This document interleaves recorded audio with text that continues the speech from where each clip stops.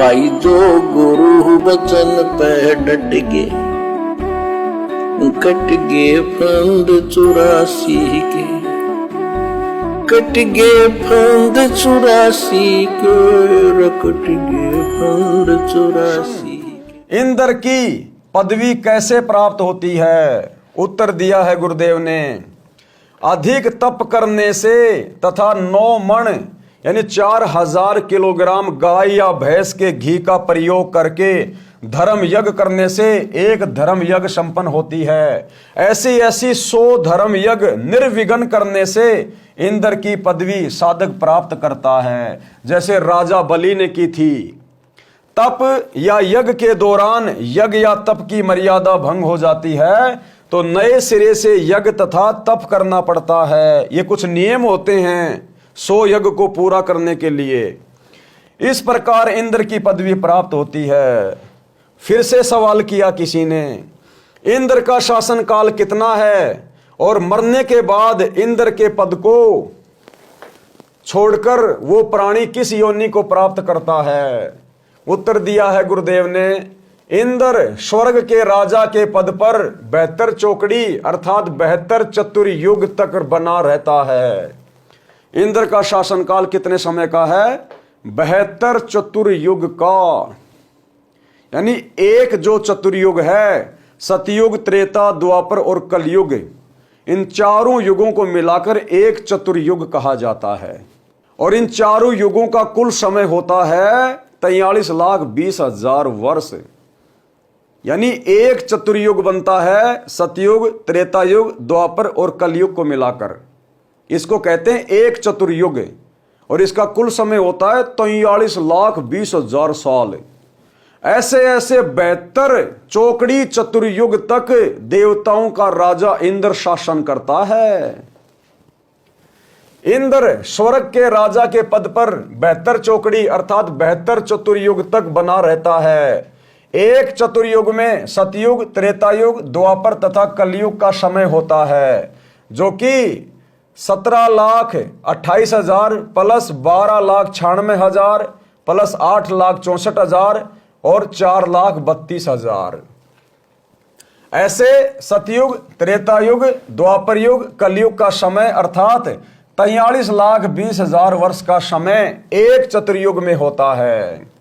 जैसे कि वर्तमान में आप जी देख रहे होंगे यूट्यूब पर जो भविष्य मल्लिका के विषय में, या लोग कहते हैं कि कलयुग कब समाप्त होगा, तो लोग कहते हैं कि कलयुग का समय है 4,32,000 वर्ष।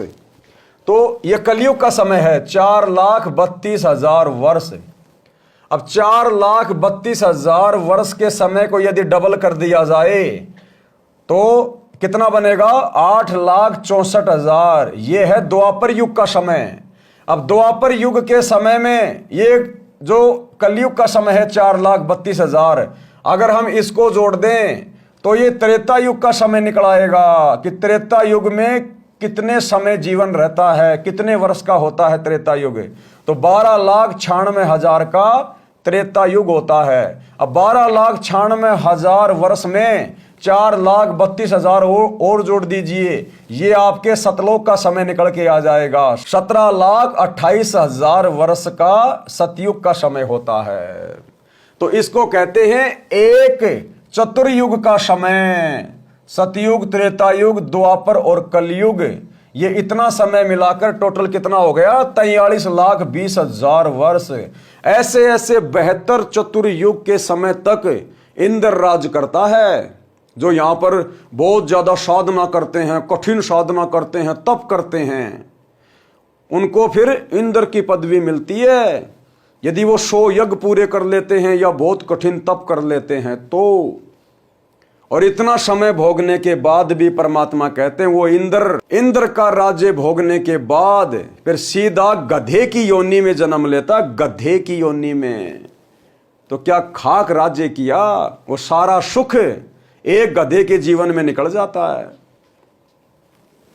एक चतुर्युग में सतयुग, त्रेतायुग, द्वापर युग तथा कलयुग का समय होता है, जो कि इतने इतने वर्ष होते हैं। क्रमशः सतयुग, त्रेतायुग, द्वापर तथा कलयुग का समय अर्थात 43,20,000 वर्ष का समय एक चतुर्युग में होता है। ऐसे बने हुए 72 चतुर्युग तक वह भगत इंद्र के पद पर स्वर्ग के राजा का सुख भोगता है। एक कल्प अर्थात ब्रह्मा जी के एक दिन में जो 1008 चतुर्युग का होता है, 14 जीव इंद्र के पद पर रहकर अपना किया पुण्य कर्म भोगते हैं। इंद्र के पद को भोगकर वे प्राणी गधे का जीवन प्राप्त करते हैं। गधे का जीवन, ये हमारे पुराणों में लिखी हुई सत्य कथाएं हैं। मार्कंडे पुराण में लिखा हुआ है, जो अब आप जी सुनने जा रहे हैं, देखने जा रहे हैं, कि इंद्र अपना शासनकाल पूरा करने के बाद सीधा गधे की योनि में जन्म लेता। गधे की योनि में कुम्हार के नीचे आता है। वो सारी उसकी इंद्रगिरी एक ही जन्म में निकल जाती है। तो कहने का मतलब भाई और बहनों, सतगुरु की भक्ति के बिना आप चाहे कितने तप कर लो, कितने जप कर लो, कितने यज्ञ कर लो, कितने दान धर्म कर लो, कितनी कठोर साधना कर लो, इस जीव की दुर्गति बनी ही रहेगी। जितनी साधना करेंगे, जितने तप करेंगे, उतने दिन राज्य भोग लेंगे, राजा बन जाएंगे, महाराजा बन जाएंगे, देवता बन जाएंगे, इंद्र बन जाएंगे। लेकिन जैसे ही वो भक्ति धन समाप्त होगा, ये काल हमें फिर से 84 लाख योनियों में डाल देगा। तो इतना भयंकर जाड़ है इस काल का।